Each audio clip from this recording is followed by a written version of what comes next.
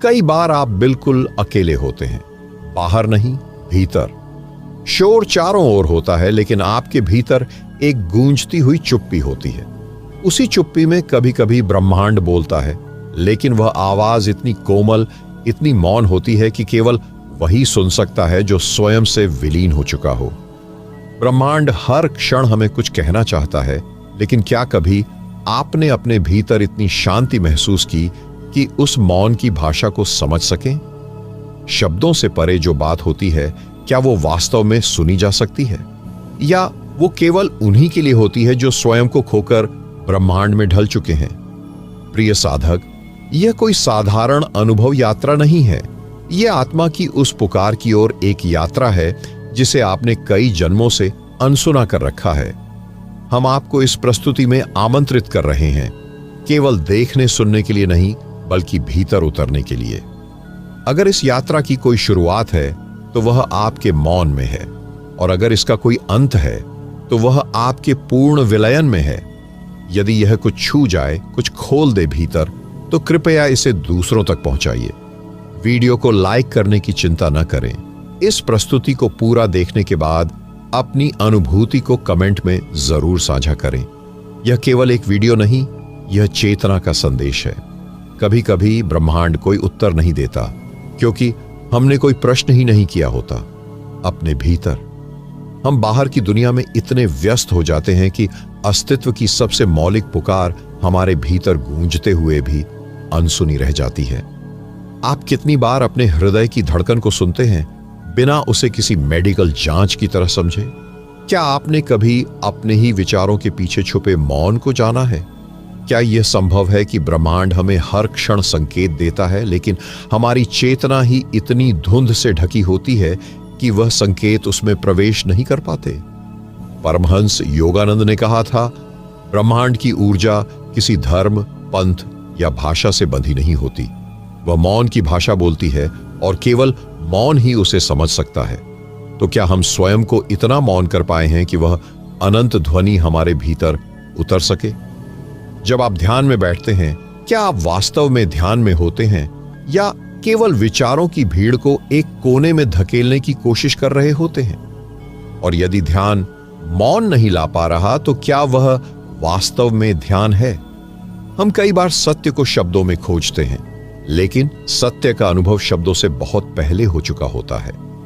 ब्रह्मांड की पुकार सुनने के लिए हमें उन परतों को हटाना पड़ता है जो हमने स्वयं पर ओढ़ रखी हैं।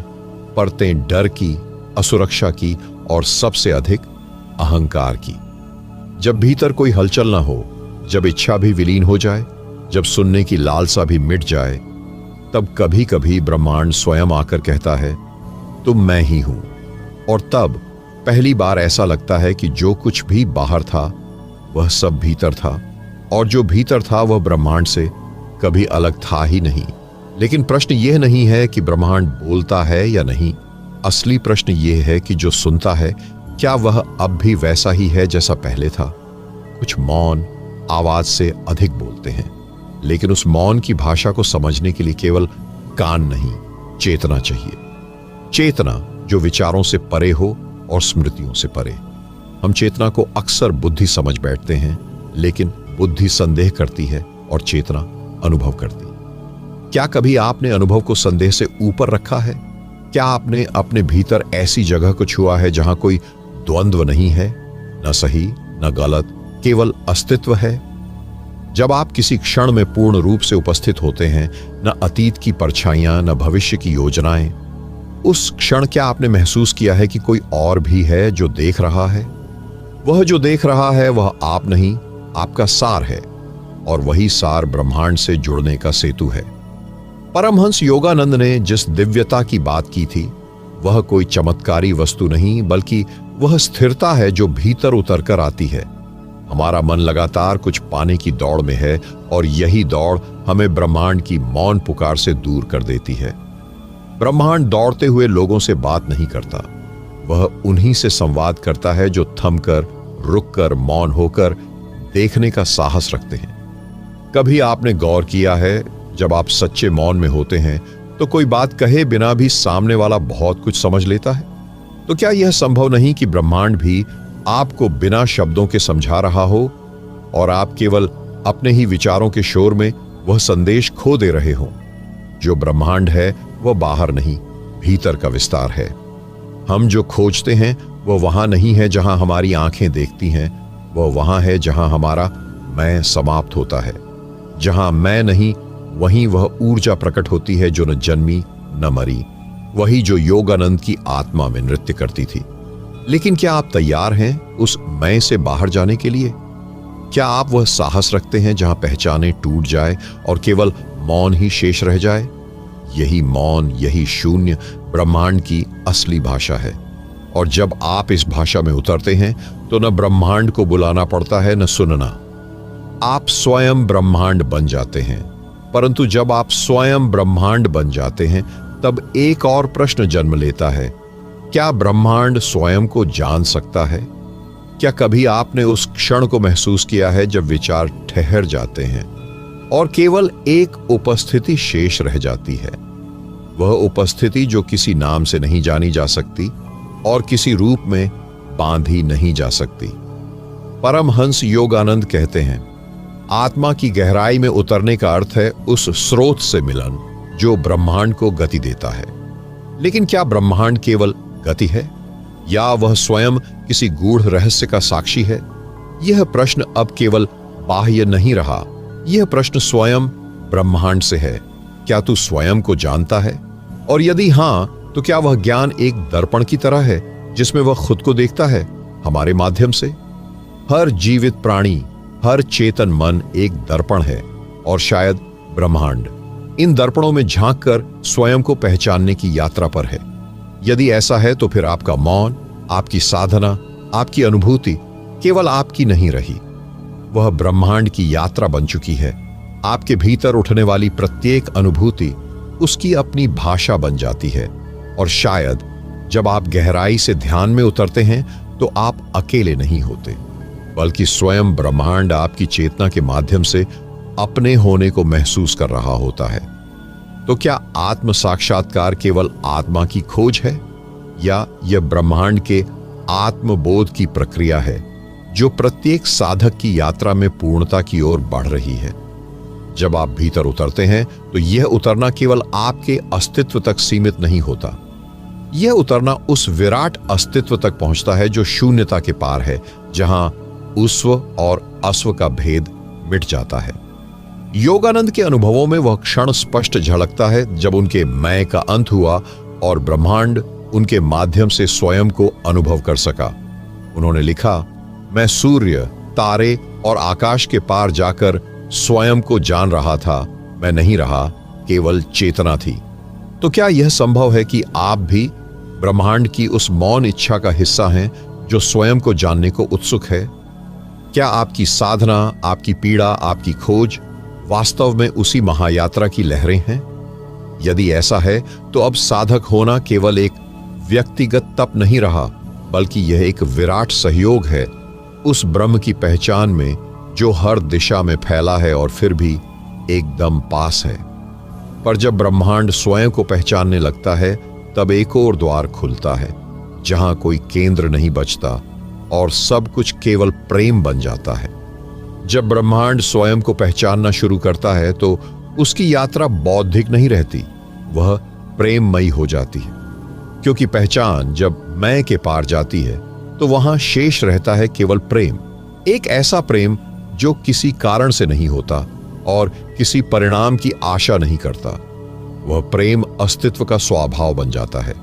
पर प्रश्न यह है, क्या आप कभी उस प्रेम को बिना किसी नाम, पहचान या स्मृति के अनुभव कर पाए हैं, जिसमें आप खो नहीं जाते, बल्कि जो खो जाने की प्रक्रिया में ही आपका सच्चा होना प्रकट करता है?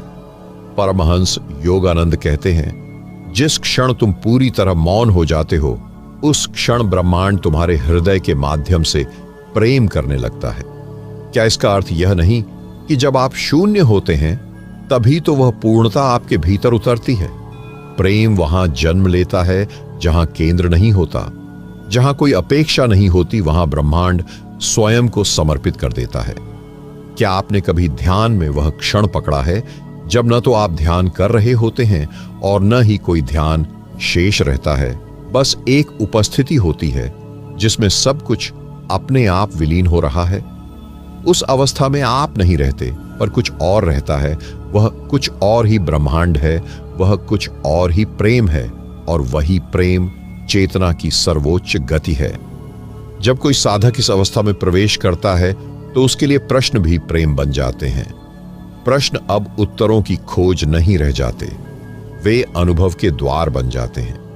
क्या हम उस अनुभव के योग्य हो सकते हैं जहां प्रेम केवल एक भावना नहीं बल्कि संपूर्ण अस्तित्व की गति बन जाए? यदि ब्रह्मांड प्रेम है तो क्या हमारे भीतर की हर पीड़ा, हर इच्छा उस प्रेम की अनसुनी पुकार है? यदि हां, तो फिर साधना केवल अभ्यास नहीं बल्कि प्रेम में समर्पण है, जहां कुछ भी पाने की चेष्टा नहीं बल्कि सब कुछ छोड़ देने की साक्षी है। और जब यह प्रेम स्वयं को भी भुला देता है, तब जो बचता है वह मौन नहीं, मौन की चेतना होती है। जब प्रेम स्वयं को भी भुला देता है, तब जो बचता है वह मौन की चेतना है। यह चेतना कोई विचार नहीं है, कोई स्मृति नहीं है, और न ही कोई अनुभूति है जिसे हम शब्दों में बांध सकें। यह तो उस क्षण की उपस्थिति है जहां आप मौन नहीं होते, आप मौन हो जाते हैं। क्या आपने कभी उस सूक्ष्मतम क्षण को महसूस किया है जब न तो बाहर कुछ बोलता है न भीतर कुछ कहता है, फिर भी सब कुछ स्पष्ट सुनाई देता है? वही ब्रह्मांड का अज्ञात संगीत है। एक ऐसा संगीत जो न तो स्वर से बना है और न वाद्य से, बल्कि जिससे स्वयं स्वर और वाद्य जन्म लेते हैं। क्या आप कभी अपने भीतर उस संगीत की धुन बन पाए हैं जिसमें कोई गति नहीं होती, पर जो हर गति का आधार बन जाती है? परमहंस योगानंद ने कहा था, जब साधक मौन की गहराई में उतरता है तो उसे नाद सुनाई देता है। ब्रह्मांड की आत्मा का कंपन जो शब्दों से नहीं अनुभूति से जुड़ता है। क्या वह नाद केवल ध्वनि है, या वह ध्वनि और मौन के बीच की रहस्यमयी सेतु है जहां चेतना अपने वास्तविक स्रोत से मिलती है? क्योंकि यदि सब कुछ ध्वनि से उत्पन्न हुआ है, तो क्या नाद वह प्रथम कंपन नहीं होगा जहां से सृजन ने स्वयं को पहली बार पहचानना शुरू किया? और यदि हम उसी मूल नाद से जुड़ जाएं, तो क्या हम सृजन के केंद्र में प्रवेश नहीं कर जाते? लेकिन वह केंद्र कोई स्थान नहीं है, वह एक अनुभव है जहां आप अपनी समस्त धारणाओं, इच्छाओं और स्मृतियों को एक अग्नि में अर्पित कर देते हैं, और फिर वही अग्नि आपको एक ऐसी शीतलता में रूपांतरित कर देती है जहां न जलता है न बुझता है, बस एक परम ताप रहता है। क्या हम तैयार हैं उस अग्नि में प्रवेश करने के लिए, या हम अभी भी अपनी सीमाओं के स्वरों से ही चिपके रहेंगे? मौन की चेतना ब्रह्मांड की मौलिक भाषा है जो किसी वर्णमाला से नहीं बल्कि एकाकारता से प्रकट होती है। और जब मौन की यह चेतना आपके भीतर स्थिर हो जाती है, तो वहां पहली बार अकाल का द्वार खुलता है। जब मौन केवल मौन नहीं रहता बल्कि दृष्टा बन जाता है, तब काल अपनी सीमाएं खो देता है और वही क्षण अकाल का द्वार खोलता है। अकाल जहां समय नहीं है, जहां बीतना नहीं होता, जहां कोई आने जाने की प्रक्रिया नहीं चलती, बल्कि सब कुछ उसी एक बिंदु पर स्थिर हो जाता है जिसे अनंत की धड़कन कहा जा सकता है। क्या आपने कभी यह सोचा है कि ब्रह्मांड की गति और जीवन की आपाधापी सिर्फ समय के भ्रम से ही संचालित होती है? यदि समय को हटा दिया जाए तो क्या शेष बचेगा? नहीं बचती आकांक्षा, नहीं बचता डर, नहीं बचती पहचान। बस रह जाती है एक नंगी उपस्थिति जो न आरंभ जानती है न अंत, वह केवल होना जानती है।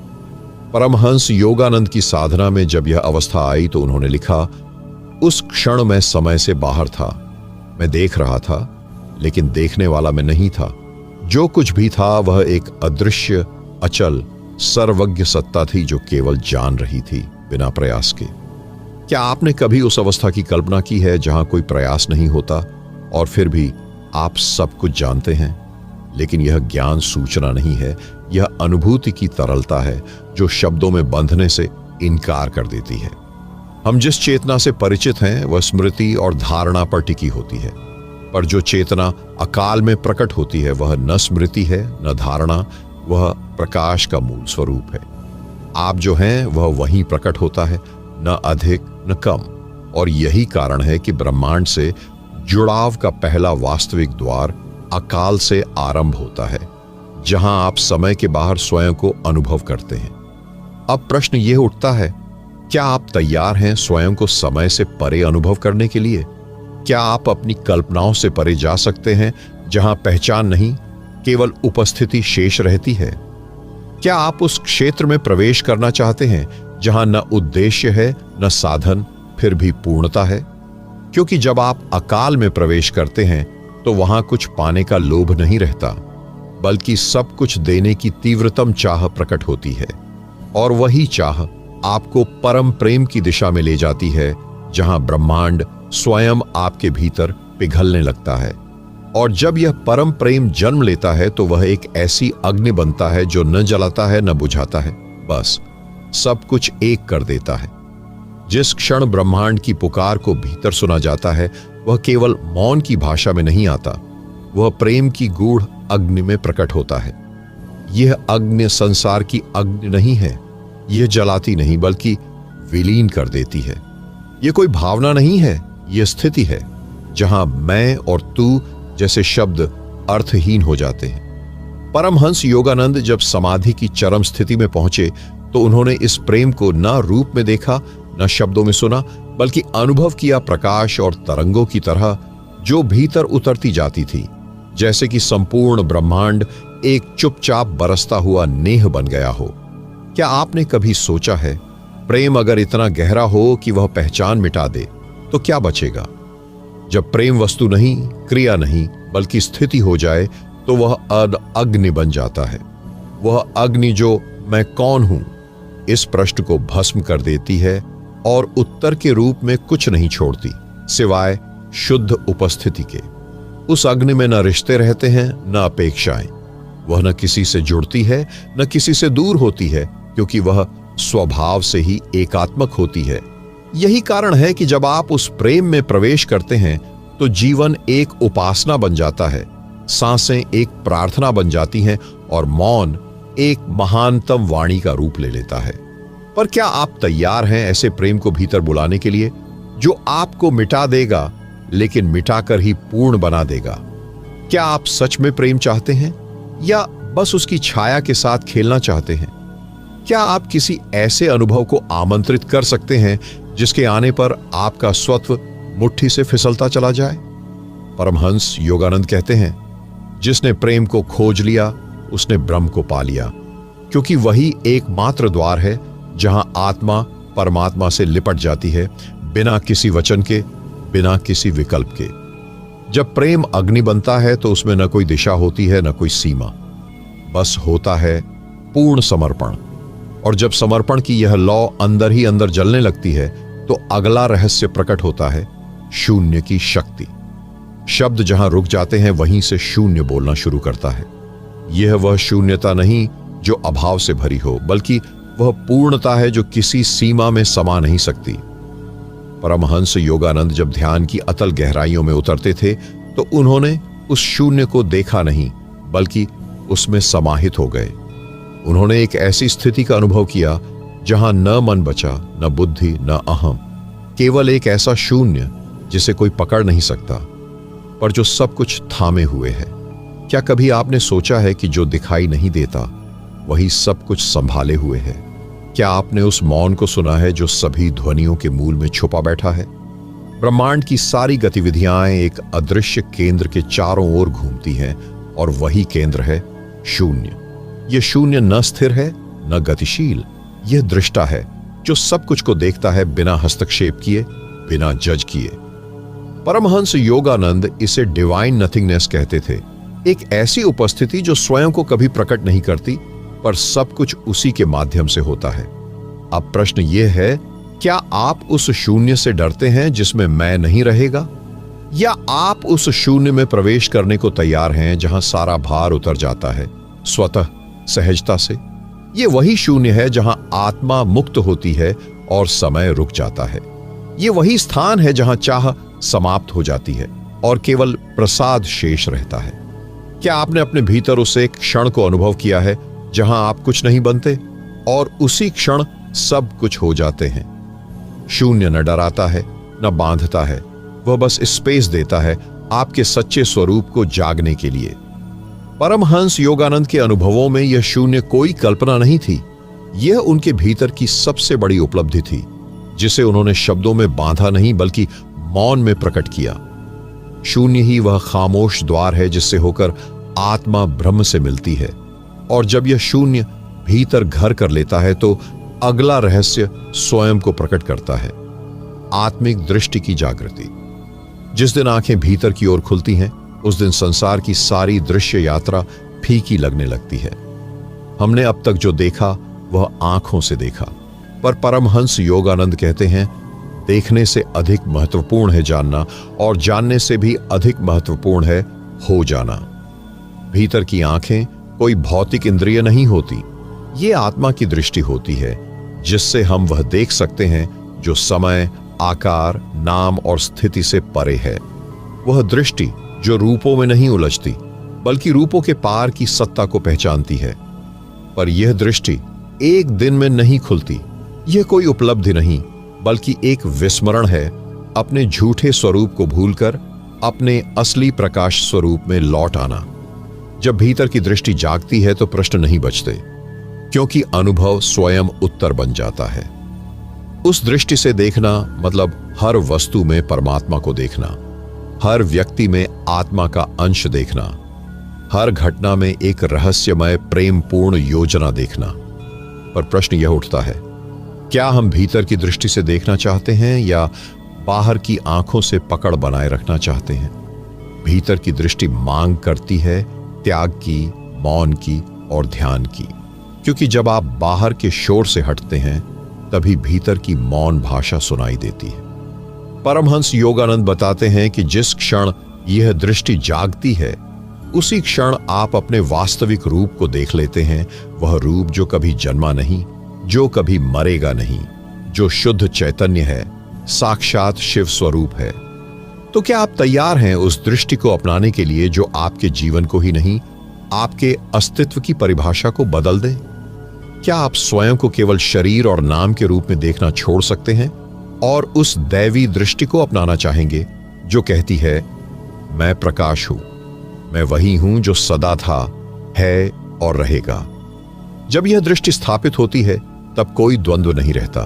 तब ईर्ष्या, भय, क्रोध और मोह बिल्कुल वैसे गिर जाते हैं जैसे ग्रीष्म ऋतु में पुराने पत्ते। शांति आती है, गहरी, मौन और स्थायी शांति। यही आत्मिक दृष्टि की असली पहचान है। उससे देखने के बाद कुछ भी पुराना नहीं रहता और नया कुछ भी चौंकाता नहीं। और जब यह दृष्टि स्थिर हो जाती है तो अगला द्वार खुलता है, जहां ध्यान स्वयं बोलने लगता है। ध्यान कोई क्रिया नहीं, ये एक मौन संवाद है, जहां शब्दों की जरूरत नहीं होती और फिर भी हर प्रश्न का उत्तर आता है। परमहंस योगानंद कहते हैं, जब मन मौन हो जाता है तब आत्मा की धड़कन सुनाई देती है। वही है ध्यान की असली आवाज।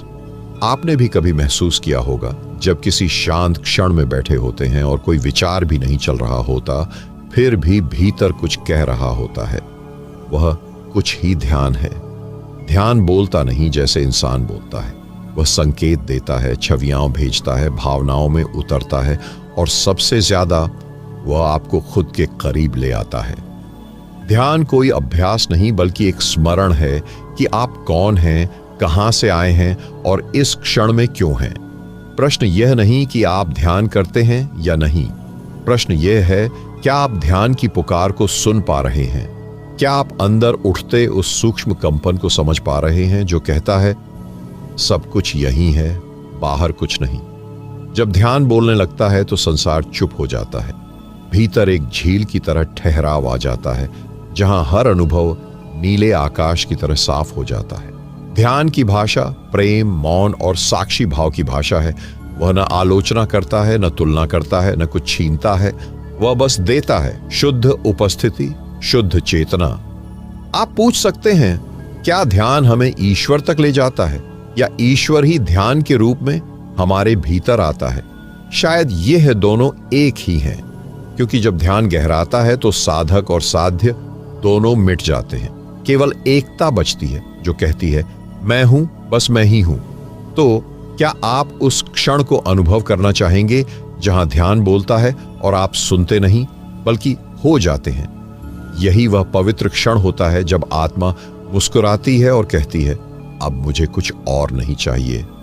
और जब ध्यान की आवाज आत्मा के भीतर गूंजने लगती है, तब एक और रहस्य उद्घाटित होता है, स्वीकृति की शक्ति। स्वीकृति, यह शब्द साधारण सा लगता है, लेकिन इसकी गहरी शक्ति को समझ पाना बहुत ही कठिन है। स्वीकृति केवल हां कहने का नाम नहीं, यह वह अवस्था है जहां हम किसी भी स्थिति को बिना किसी प्रतिरोध के स्वीकार करते हैं। परमहंस योगानंद ने इस बारे में कहा था, जब हम किसी भी परिस्थिति को स्वीकृति दे देते हैं, तब हम ब्रह्मा के साथ मिल जाते हैं, क्योंकि ब्रह्मा ही सब कुछ की स्वीकृति है। स्वीकृति का अर्थ केवल स्वीकार करना नहीं, बल्कि उससे ऊपर उठकर उस स्थिति से कोई भी मानसिक जुड़ाव न रखना है। जब हम किसी घटना, परिस्थिति या व्यक्ति को पूरी तरह से स्वीकार कर लेते हैं, तो हम उसके अंदर प्रवेश कर जाते हैं और फिर हमें उससे कोई फर्क नहीं पड़ता कि वह सकारात्मक है या नकारात्मक। स्वीकृति का असली मतलब है संसार की हर स्थिति को परमात्मा के रूप में देखना। यह वह अवस्था है जहां आप किसी भी घटना को दूरी से नहीं, बल्कि गहरे और आत्मीय रूप में महसूस करते हैं। हमेशा इस दृष्टिकोण से देखते हैं कि हर घटना कुछ विशेष उद्देश्य के लिए घटित हो रही है, जो हमारी आत्मा के उन्नति की दिशा में है। स्वीकृति से जुड़ा एक गहरा रहस्य है। जब हम किसी बात को पूरी तरह से स्वीकार करते हैं, तो उसके साथ कोई संघर्ष नहीं रहता, और जब संघर्ष नहीं रहता, तो हमारी ऊर्जा आंतरिक शांति की ओर प्रवाहित होती है। यह शांति खुद में एक प्रकार का ध्यान बन जाती है। क्या आप समझ सकते हैं कि जब आप किसी कठिनाई को स्वीकार कर लेते हैं, तब वह कठिनाई आपका शक्ति स्रोत बन जाती है? कभी देखा है आपने, जिन्हें जीवन में अधिक संघर्ष नहीं मिला, वे अक्सर नीरस और बिना गहरे अनुभव के रहते हैं, क्योंकि कठिनाइयां ही हमें भीतर की असली शक्ति का एहसास कराती है। स्वीकृति के इस पवित्र मार्ग पर चलते हुए हमें अपने भीतर एक ऐसा साहस और शक्ति का एहसास होता है जो पहले कभी महसूस नहीं हुआ था। यह न केवल आंतरिक शांति लाता है, बल्कि हमें संसार के हर बदलाव को सहजता से स्वीकार करने की क्षमता भी देता है। और यह स्वीकृति की शक्ति तभी काम करती है जब हम अपने भीतर के डर को भी पूरी तरह से स्वीकार करते हैं, क्योंकि जो हम डरते हैं वही हमारे लिए सबसे बड़ा गुरु बन सकता है, अगर हम उसे बिना किसी भय के अपनाएं। तो क्या आप तैयार हैं अपने जीवन की हर परिस्थिति को बिना किसी पूर्वाग्रह के स्वीकार करने के लिए? क्या आप उस स्वीकृति के जरिए अपने भीतर के परम शक्ति स्रोत से जुड़ने के लिए आत्मनिर्भर बनने को तैयार हैं? स्वीकृति का यह रास्ता आपके भीतर एक नई ताकत और समझ पैदा करेगा, जो किसी भी आंतरिक संघर्ष को शांत कर देगा। यही वह शक्ति है जो आपको बाहरी संसार से ऊपर उठाकर एक नए दिव्य दृष्टिकोण की ओर मार्गदर्शन करेगी। और जब स्वीकृति हमारे जीवन में पूरी तरह समाहित हो जाती है, तब हम उस शांति को अनुभव करते हैं जो परमात्मा के अस्तित्व से एकाकार होती है। निस्वार्थ प्रेम। निस्वार्थ प्रेम, यह वह अवस्था है जहां हम अपने भीतर की इच्छाओं और अपेक्षाओं को पूरी तरह से समाप्त कर देते हैं। यह प्रेम सिर्फ देने का नहीं, बल्कि किसी भी चीज को बिना किसी अपेक्षा के स्वीकार करने का है। यह वह प्रेम है जो न तो किसी दिखावे की तलाश करता है, न किसी जवाब या प्रतिफल की उम्मीद रखता है। परमहंस योगानंद ने प्रेम के इस रूप को इस तरह से व्यक्त किया था, सच्चा प्रेम वह है जो बिना किसी शर्त के दिया जाता है, जो खुद को पूरी तरह से निस्वार्थ रूप में समर्पित कर देता है। यह प्रेम केवल एक शब्द नहीं, बल्कि एक अनुभव है जो हमें आत्मा से परमात्मा तक ले जाता है। यह निस्वार्थ प्रेम जब हमारे जीवन में उतरता है, तो वह किसी दूसरे के सुख दुख से जुड़ने की बजाय हमारे भीतर के गहरे अस्तित्व से जुड़ता है। जब हम इस प्रेम को पूरी तरह से समझते हैं, तो हम न केवल दूसरों के लिए प्रेम करते हैं, बल्कि हम स्वयं के प्रति भी सच्चे प्रेम का अनुभव करते हैं। यह प्रेम वह प्रकाश है जो भीतर के अंधकार को समाप्त कर देता है और हमें अपनी वास्तविकता को समझने में मदद करता है। लेकिन यह प्रेम कहां से आता है? यह प्रेम हमारे भीतर की आध्यात्मिक जागरूकता से आता है। जब हम अपने अस्तित्व को पूरी तरह से समझते हैं तो हमें महसूस होता है कि हम सभी एक ही स्रोत से उत्पन्न हुए हैं। यह समझ ही हमें निस्वार्थ प्रेम का अनुभव कराती है, क्योंकि जब हम महसूस करते हैं कि हम सभी एक ही हैं, तो फिर हमें किसी से कुछ भी लेने की इच्छा नहीं रहती, बल्कि हमें केवल देने का आनंद आता है। निस्वार्थ प्रेम की अवस्था में रहते हुए हम सबकी खुशियों और दुखों को महसूस करने की क्षमता प्राप्त करते हैं। यह केवल एक मानसिक स्थिति नहीं, बल्कि एक गहरी आंतरिक अनुभूति है। जब हम अपनी आत्मा से प्रेम करना शुरू करते हैं तो हम ब्रह्मांड से जुड़ने के सबसे निकट पहुंच जाते हैं। यह प्रेम हमें एकात्मता का एहसास कराता है और हमें यह एहसास दिलाता है कि हम ब्रह्मा का ही अंश हैं। प्रेम के इस अद्वितीय रूप को पाने के लिए हमें अपने भीतर की इच्छाओं और डर को परे करना होता है। यह वह अवस्था है जहां हम सिर्फ देना जानते हैं, क्योंकि हमें पूरा विश्वास होता है कि देने से ही जीवन का सच्चा अर्थ मिलता है। यही प्रेम हमें परमात्मा से जोड़ता है, और जब हम इस प्रेम से एकाकार होते हैं तो हम उस दिव्यता का अनुभव करते हैं जो हमारे भीतर हमेशा से मौजूद थी। लेकिन क्या हम इस प्रेम को पूरी तरह से महसूस कर पाए हैं? क्या हमारी आत्मा ने उस प्रेम को वास्तविक रूप में अनुभव किया है? क्या हम केवल शब्दों से नहीं, बल्कि अपने जीवन के हर कार्य से प्रेम का संचार करते हैं? यदि नहीं, तो क्या कारण है कि हम इस प्रेम को अनुभव नहीं कर पा रहे हैं? क्या यह डर है जो हमें अपने भीतर के गहरे प्रेम से काटता है, या यह हमारी अपनी इच्छाएं हैं जो हमें इस प्रेम के अनुभव से दूर रखती हैं? जैसे ही हम निस्वार्थ प्रेम की यह गहरी अनुभूति अपने भीतर स्थापित करते हैं, हमें उस ऊर्जा का एहसास होने लगता है जो हमारे जीवन के हर एक पहलू को भर देती है। यह ऊर्जा वही शक्ति है जो हमें आध्यात्मिक शांति और सच्चे सुख की ओर ले जाती है। आध्यात्मिक यात्रा में सबसे गहरा रहस्य यही है कि जब हम अपने भीतर की गहराई में उतरते हैं तो हम अपने अस्तित्व की असली प्रकृति को पहचान पाते हैं। यह वही पल होता है जब हम यह समझ पाते हैं कि हमारे अस्तित्व और ब्रह्मांड की शक्ति जो हमें घेरे हुए है, दोनों एक ही हैं। यह एकता केवल मानसिक धारणा नहीं है, बल्कि एक गहरी और आत्मिक समझ है जो हमें अपने भीतर के दिव्य से जोड़ती है। जैसे ही हम इसे महसूस करना शुरू करते हैं, हम पाते हैं कि न केवल हमारा अस्तित्व बल्कि हर छोटी से छोटी कण भी ब्रह्मांड की विराटता का हिस्सा है। परमहंस योगानंद ने इस अद्वितीय अनुभव को इस प्रकार व्यक्त किया: जब हम अपने अस्तित्व के इस गहरे सत्य को समझ लेते हैं तो हमें यह एहसास होता है कि हम जो कुछ भी हैं वह सब ब्रह्मा की अनंत ऊर्जा का एक छोटा सा अंश है। हम स्वयं परमात्मा के प्रतिबिंब हैं। जब हम अपने भीतर की इस दिव्यता को पहचानते हैं, तब हमें यह महसूस होता है कि हम केवल इस शरीर और मन के नहीं हैं। हम आत्मा हैं जो ब्रह्मांड की शक्ति से जुड़ी हुई है। हम हर एक पल में ब्रह्मांड की शांति और शक्ति का अंश होते हैं। यह समझ हमारे भीतर उस शांति को जन्म देती है जो किसी बाहरी घटना या परिस्थिति से प्रभावित नहीं होती। लेकिन क्या हमें वास्तव में इस एकता का अनुभव हो पाता है? क्या हम अपने भीतर की असली दिव्यता को पहचान पाते हैं?